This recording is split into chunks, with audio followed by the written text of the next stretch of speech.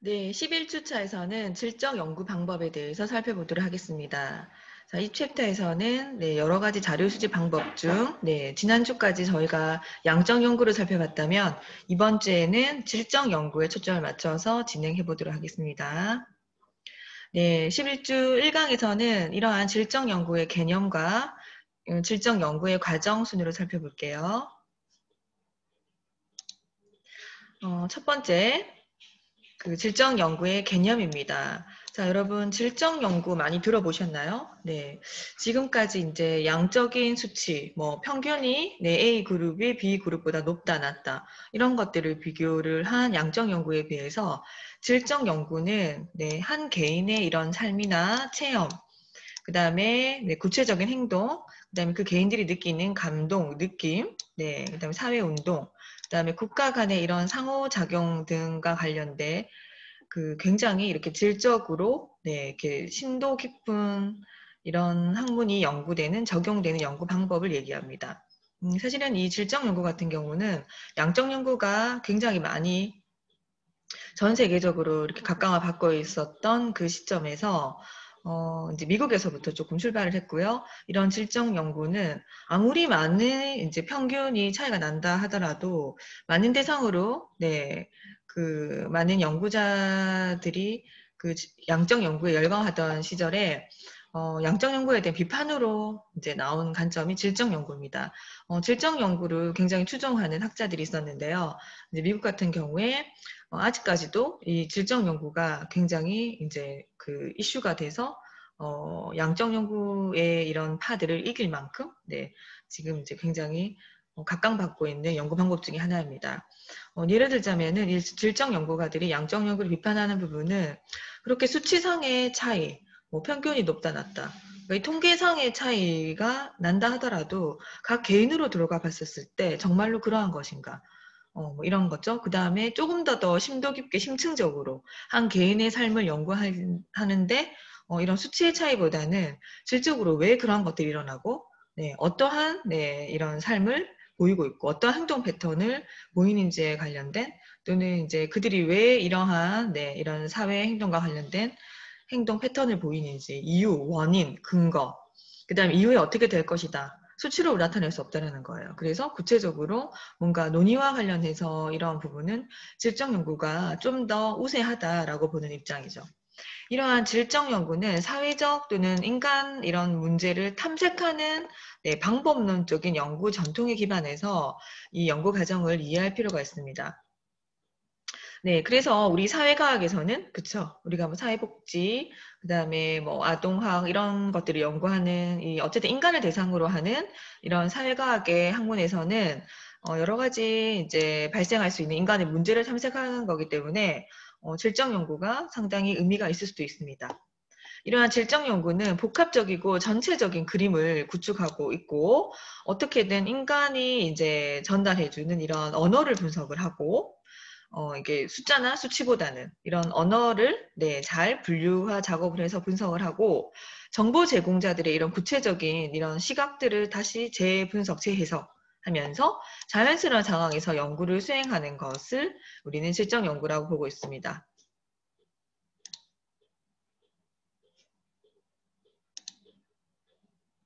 네. 그렇다면 이 질적 연구가 양적 연구와의 분명한 차이는 있을 것입니다. 그쵸? 그래서 이 양적 연구와의 차이를 좀 더 구체적으로 살펴보도록 할게요.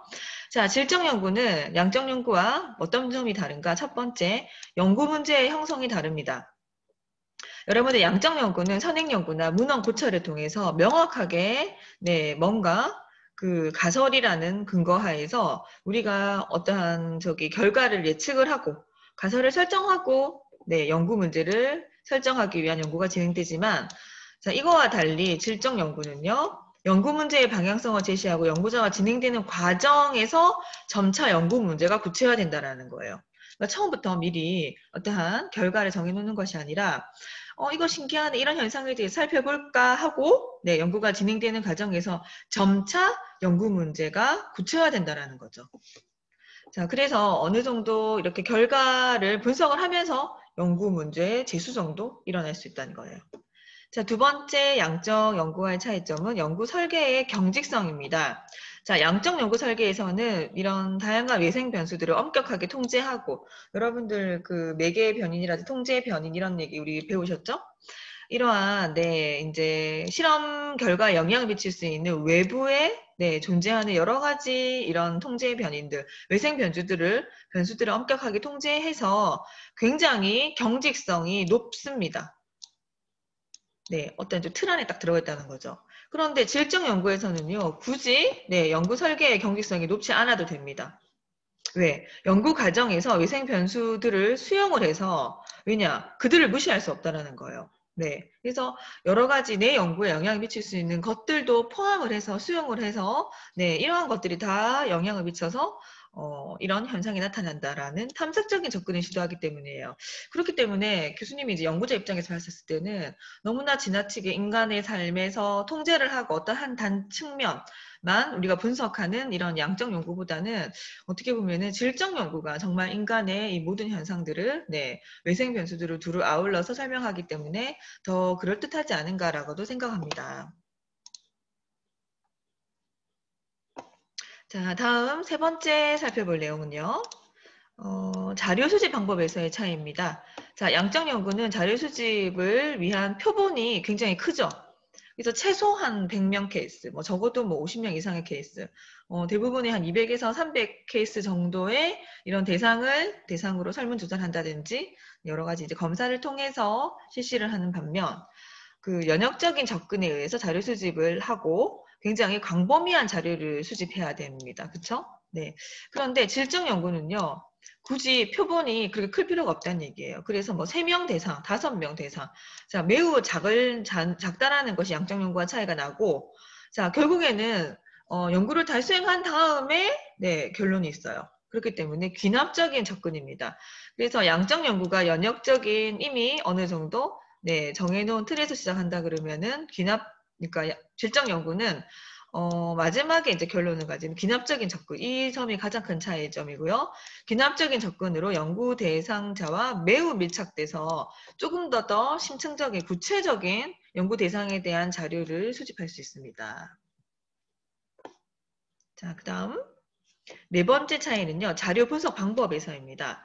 자, 여기서 이제 가장 큰 차이가 있는데, 양적 연구에서는 연역에 의해서, 이제 구축된 이미 유형화된 자료를 수집해서, 설문지를 돌린다든지 검사를 하는 방법. 그래서 인과관계의 설명을 양적 연구에서는, 이 유형화된 자료를 수집해서 그것들에 대한 이제 수치를 분석해서 인과관계를 설명을 하지만, 질적 연구에서는 기납적인 접근 방법이라고 했죠. 그렇기 때문에 수집되어서 그러니까 낮게 자료들을 굉장히 많이 분류화하고 다듬고 정리해서 마지막에 종합정리, 총체적인 자료를 결론에 가서 분류화하고 유형화한다라는 점에서 큰 차이가 있고요.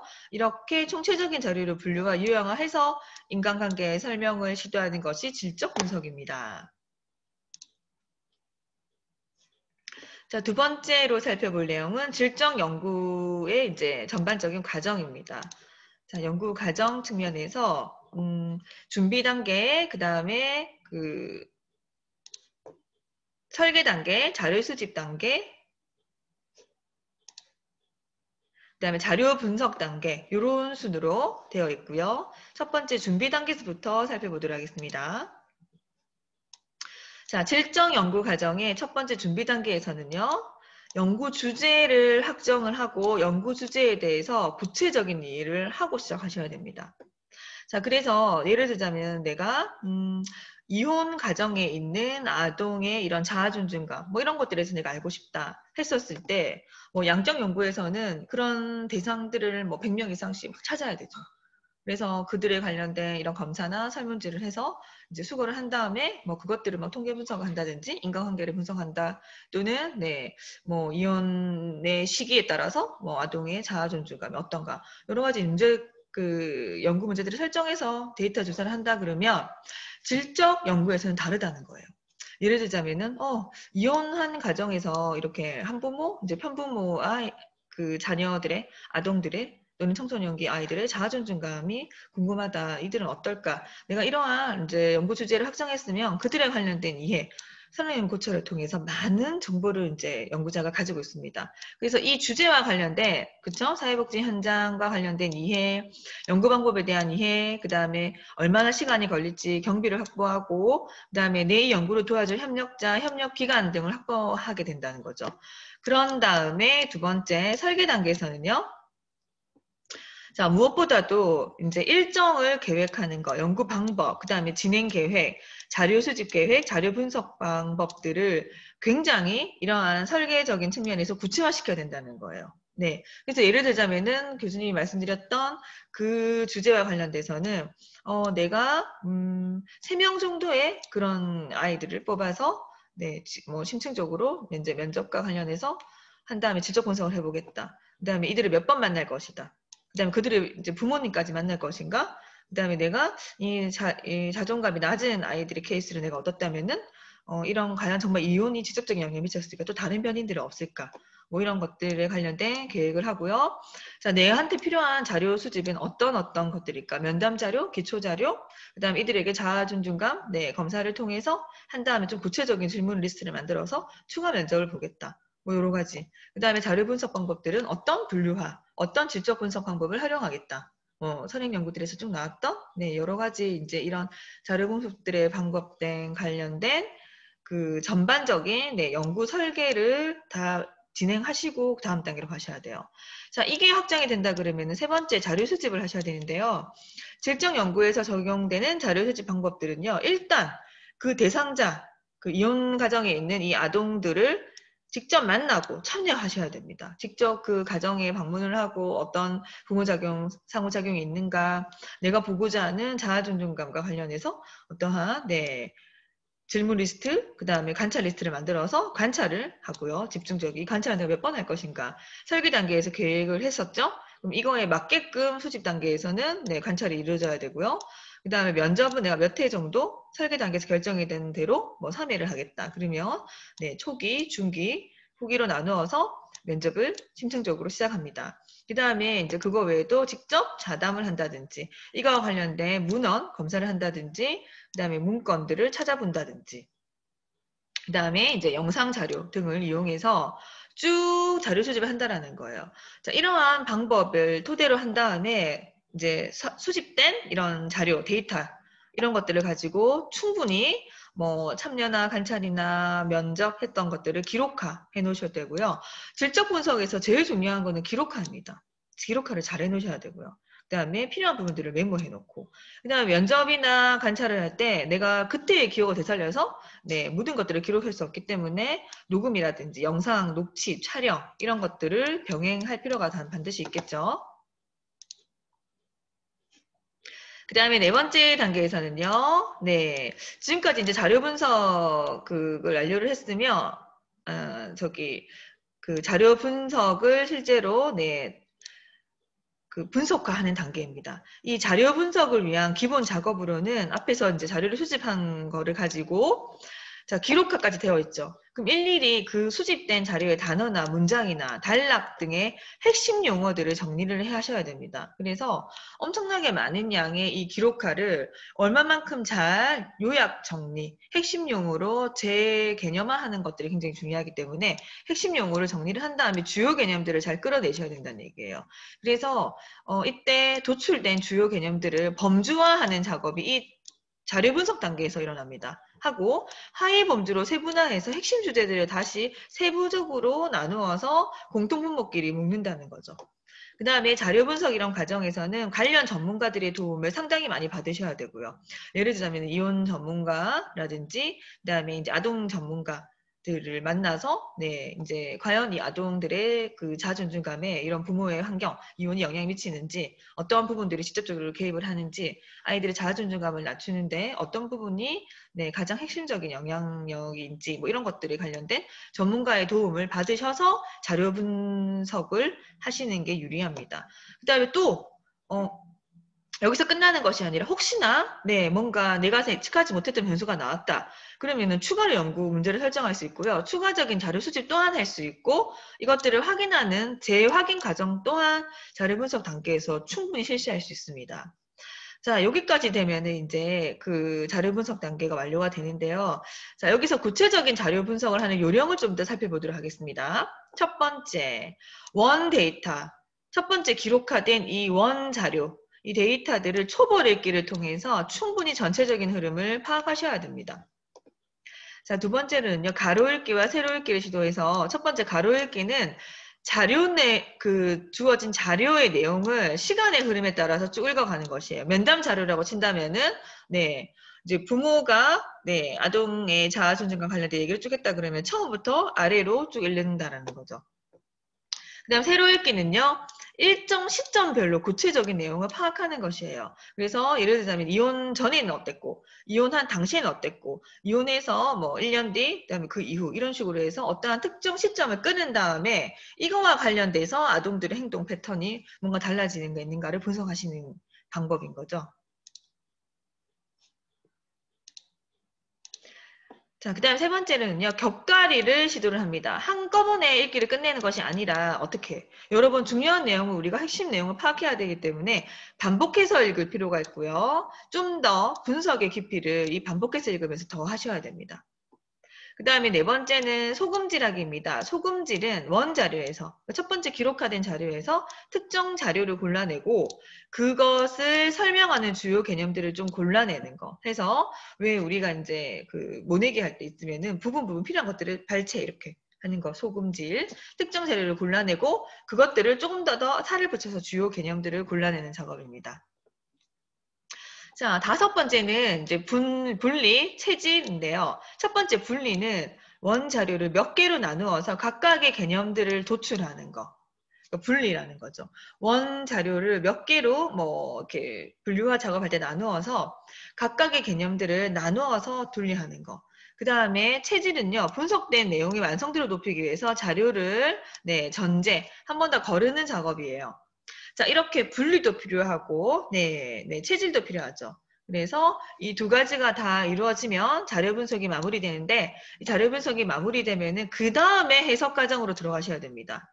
자, 지금까지 앞에서 5가지 정도의 단계로 구체적인 자료 분석을 하셨죠. 이 자료 분석 단계에서는요, 일단 분류화하고 특정 자료를 골라내고 또는 전체 내용 분석 완성도를 높이기 위한 체질을 하고 이런 단계가 여기서 됐다면 이때까지는 그 연구자의 또는 전문가의 개인적 해석이 들어가시 안 된다는 얘기예요. 이것은 온전히 원 데이터, 기록화에 대해서 분류화 작업이고 이 작업이 끝난 다음에 해석을 하셔야 된다는 거죠. 그래서 네, 이렇게 자료 분석이 완료된 상태에서 과연 이러한 네, 그 하위 개념들이 왜 나왔을까? 그다음에 이러한 네, 패턴들이 왜 보일까? 라는 해석을 하셔야 된다는 거예요. 이런 해석은 분석된 결과를 다시 한번 연구자나 전문가들 입장에서 재창조하는 작업이기 때문에 상세하게 기술을 하셔야 됩니다.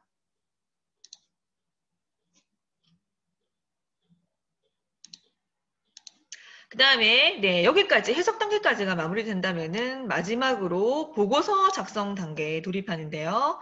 자, 보고서 작성 단계는 이제 실제로 연구 자료를 분석하고 해석 내용을 최종적으로 정리하는 작업이 완성된다는 것이 보고서입니다.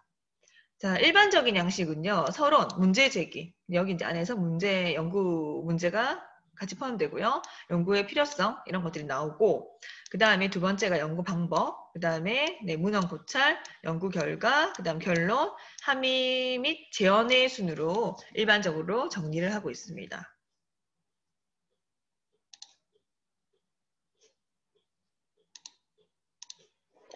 자, 두 번째로 11강, 네, 그 11주차 2강에서는요, 질적 연구의 종류와 그 다음에 이러한 질적 연구에서 나올 수 있는 쟁점에 대해서 살펴보도록 하겠습니다. 자, 세 번째, 그 질적 연구의 네, 종류입니다. 다양한 종류들이 있는데 주로 많이 사용하는 방법 위주로 살펴보도록 할게요. 첫 번째, 근거 이론입니다. 자, 근거 이론 같은 경우는 개요를 살펴보시면 네, 그 윌레이저와 그 다음에 스트라우스라는 학자가 1967년에 네, 요 시점으로 해서 굉장히 구체화시킨 방법입니다. 근거 이론은.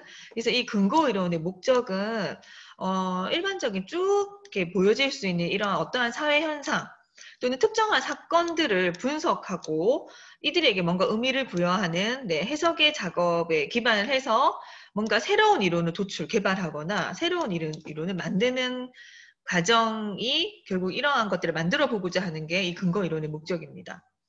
그렇기 때문에 근거 이론은 기존 이론이 보여주고 있지 않거나 형성되지 않았거나 좀 확고한 기반을 갖추지 못한 이러한 우리 사입지 현장, 보육 현장, 그 다음 현실적인 이런 자료들을 수집을 해서 기납적인 방법이라고 그랬죠. 질적 분석은 기납적인 방법으로 처음에는 이런 현상들이 왜 그럴까 쭉 분석하고 해석하는 과정에서 분석해보고 해봤더니 이러한 이론이 있더라. 이러한 그 새로운 뭔가 이제 확고한 뭔가 이론 체계가 구축되더라. 라는 기납적인 접근을 통해서 이론을 구축하는 방법이 바로 근거 이론입니다. 이러한 근거 이론의 철학적인 기반은요, 상징적인 상호작용주의예요. 또는 상호작용론주의에 근거를 하고 있습니다. 자, 그래서 여기서 말하는 거 상징, 뭔가 단어, 의미, 함축 이런 것들이 포함된 거죠. 그래서 특징은요, 이런 개념 구성과 그 다음에 실제 이론을 개발한다라는 것이 근거 이론의 가장 큰 특징입니다. 자, 좀 더 근거 이론을 살펴보기 위해서 근거 이론의 연구 방법 측면을 살펴볼 건데요. 자, 근거 이론에서 수집된 자료 분석을 통해서 여기서 개념화가 가능해지는데 이 개념화를 굉장히 잘 하셔야 되겠죠? 자, 이 근거 이론에서 나온 자료는 동질성이 검증된 대부분의 한 20명, 30명 정도의 참여자를 통해서 수집된 자료에 기반을 한다고 합니다. 연구자는 자료가 이렇게 포함될 때까지, 그러니까 다 수집될 때까지 자료를 수집하기 위해서 이런 현장을 몇 회 정도 방문하면 될까요? 굉장히 많이 하셔야 됩니다. 그래서 양적 분석에서는 한 번이나 두 번으로 설문조사가 끝난다고 한다면 질적 연구에서는요. 내가 심층적으로 얼마나 많이 방문해서 면접을 했었을까? 왜? 몇 번의 면접으로 나오지 않기 때문이에요. 그렇기 때문에 최소 20에서 30여 회까지 방문 면접을 통해서 나온다라는 게 특징적이에요. 그래서 어떻게 보면은 질적 연구에 해당되는 주제를 내가 연구를 하겠다 한다면은 뭐 1년 정도를 잡으셔야 된다라는 거죠. 자, 그 다음에 이러한 분석 과정을 살펴보면요. 근거 이론은 개방 코딩이라든지 축 코딩, 그 다음에 선택 코딩 등이 있습니다. 자, 먼저 개방 코딩을 살펴보면은 속성과 그 다음에 차원에 따라서 현상을 발견하고 이름 붙이는 작업인데 이것을 우리는 범주화하는 코딩 단계라고 합니다. 여기서는 개방적으로 코딩을 하라는 거예요. 그래서 그냥 쭉 나오는 속성과 차원을 내가 이제 분류한 다음에 그거에 따라서 발견되는 현상마다 이름을 붙이고 범주화하는 좀 더 개방적인 코딩이에요. 각각의 범주에서 몇 가지 속성들을 분류화해서 하위 범주들을 여기서 찾아낼 수 있고요. 그 다음에 축 코딩 같은 경우는 개방 코딩 이후에 관계적, 그러니까 관련 있는 것들이 묻고 또는 변화되는 부분들을 뭡니까? 순서대로 나열하고 이렇게 이제 관계적인 표집을 한다든지 변화적인 표집을 하는 단계가 어느 정도 축 코딩인 거예요. 자, 여기에서는 속성과 차원이 굉장히 발전을 하고요. 개방 코딩 때보다. 하위 범주들 간의 연결을 살펴보기 위한 것이기 때문에 다시 말해서 논리적인 그런 다이어그램을 통해서 중심 현상, 인과관계를 파악할 수 있고 맥락을 이해할 수 있고요. 중재 조건들을 파악할 수 있고 결과를 굉장히 심층적으로 분석, 묘사해서 제시할 수 있습니다.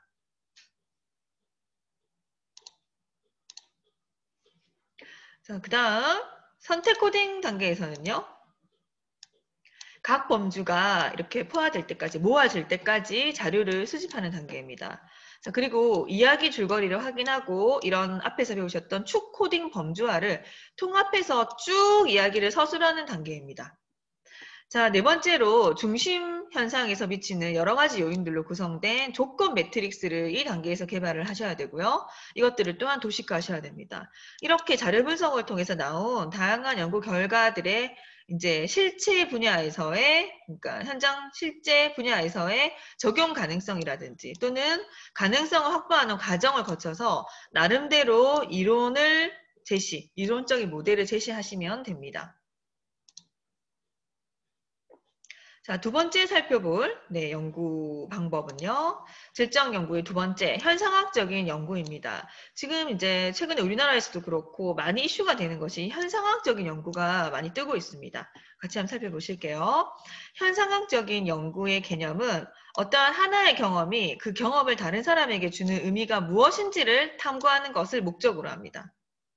그렇기 때문에 이런 현상학적인 접근은 개인의 이런 진술 또는 면접 자료, 그러니까 개인이 쭉 이제 뭐 살아가면서 느꼈던 거 이런 거와 관련된 진술로부터 경험 구조의 본질을 연구자가 발견을 할 수 있다라는 것을 가정을 하고요. 인간의 경험은 외부 사람이 관찰할 수 없는 고유한 구조적인 속성을 가지고 있다고 봅니다. 그러니까 그 개인이 그런 행동을 보이는 것을 개인만이 진술할 수 있다라고 보는 거. 그러니까 너무나 객관적인 이런 데이터에 근거한 양적 연구를 이 현상학적 연구에서는 많이 비판을 하고 있습니다. 이 현상학적 연구에서 살펴볼 연구 방법은요. 현상학적인 접근은 통찰과 발견에 있습니다. 쭉 생활을 했는데 이거 이상하다. 이거 왜 이럴까? 좀 더 심도 있게 연구해 볼까? 아하 하는 순간에서 통찰하고 발견함으로써 현상학적인 연구 방법이 시작됩니다. 연구자가 연구하려는 내용과 관련해서 깊이 있고 풍부한 정보를 많이 찾으셔야 돼요. 이러한 정보를 제공할 수 있는 사례들을 목적에 따라서 선정하는 유의적인 표적 방법을 활용하고요. 그래서 의미가 있는 표적 방법을 활용한다는 얘기고, 자, 사례의 수는요, 본질적인 구조를 직관하는 결정적인 요소가 아닌 거기 때문에 차라리 이제 자유롭게 변환하거나 지향적인 분석 등 굉장히 다양함과 또는 그 연구나 데이터의 질에 따라서 직관하는 본질을 결정한다고 볼 수 있습니다. 그렇기 때문에 현상학적인 연구가들은 자신이 경험하지 않은 이런 현상에 대해서 알아볼 때는 전적으로 경험하고 있는 사람의 기술에 의존해야 된다는 보는 입장이에요. 그래서 현상학적 연구는 한 명은 굉장히 질 높게 분석을 할 수도 있고 2명 정도를 연구를 해서 비교를 할 수도 있습니다. 굉장히 케이스 수가 적어도 상관이 없다라는 거예요.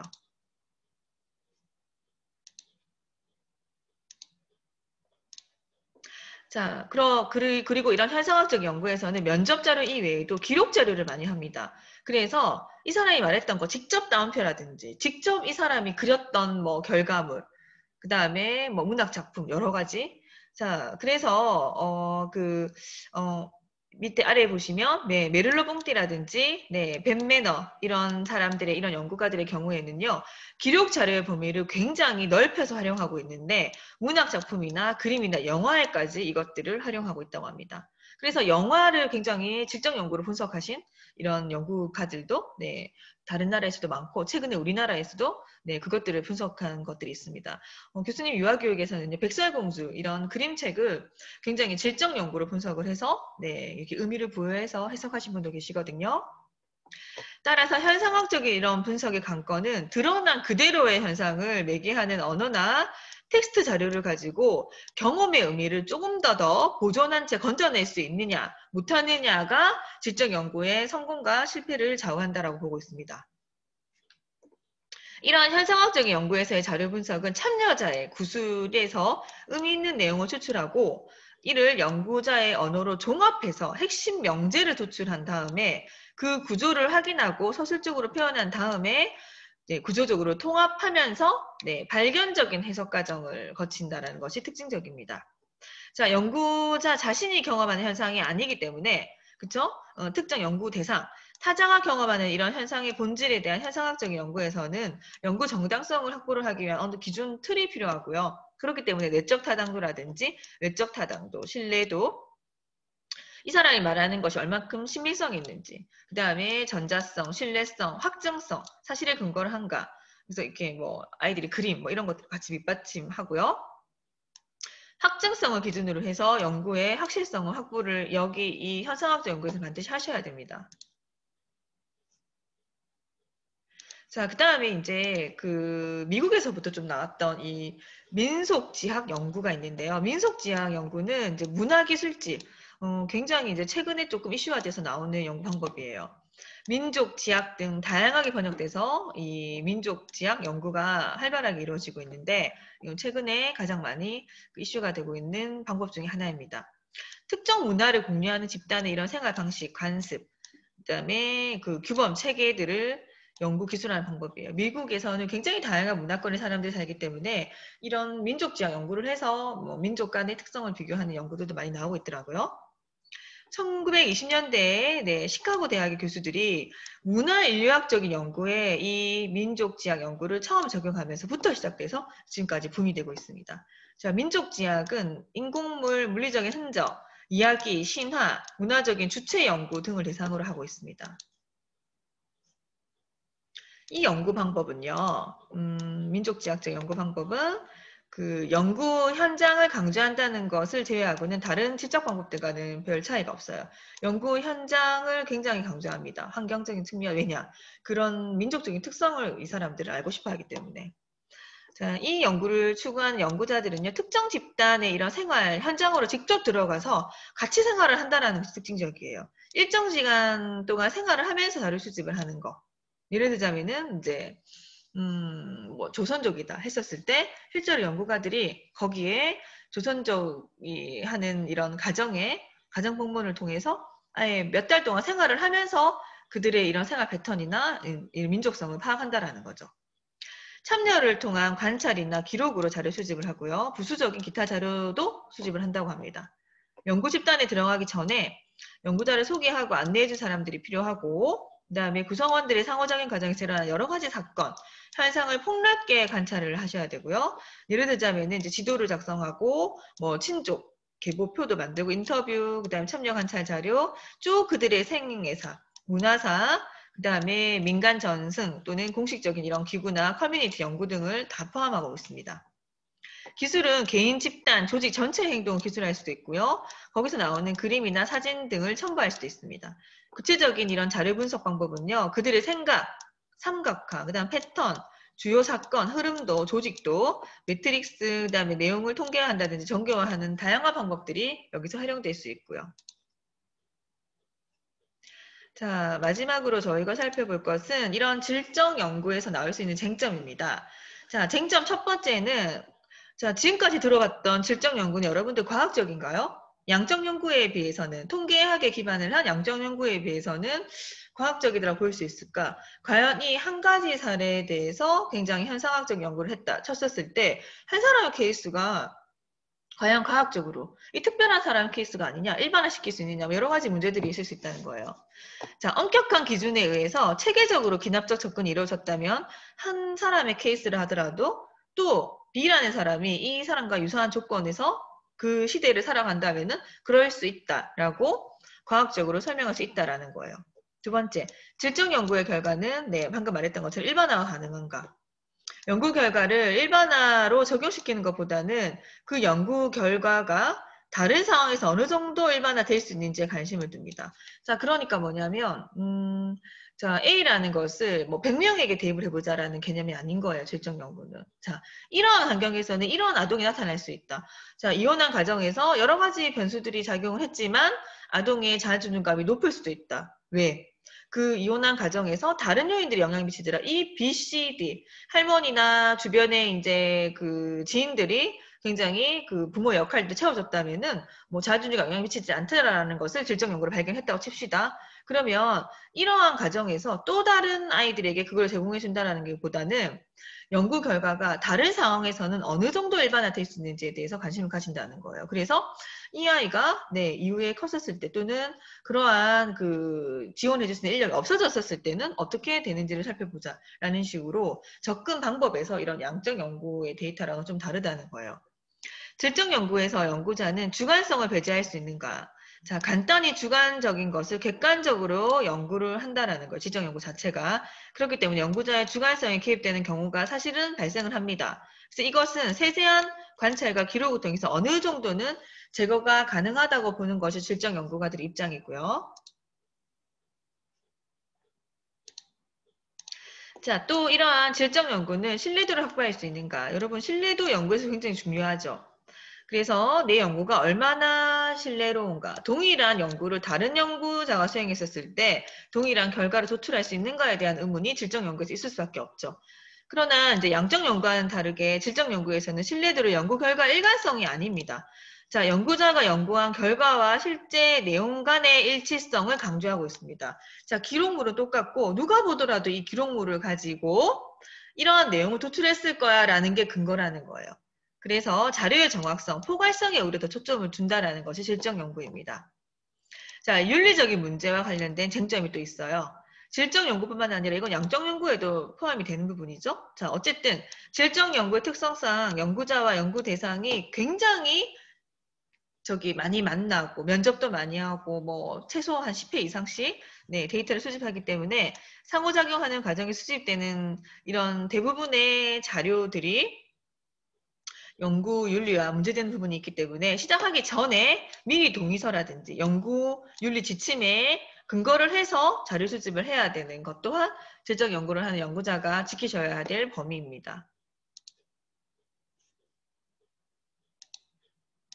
자, 11주차 여러분들 수강하신다고 수고 많으셨고요. 댓글 확인 과제는 자, 오늘은 질적 연구의 다양한 측면을 살펴보셨습니다. 자, 지금까지 배우셨던 양적 연구와 비교해서 질적 연구의 차이점, 네, 질적 연구에서 여러분이 네, 새롭게 알게 된 사실들에 대해서 간단히 작성하시면 됩니다. 네, 줌 실시간 수업에서는요, 이러한 질적 연구의 쟁점에 대해서 함께 토론해 보도록 하겠습니다. 네, 수고 많으셨습니다.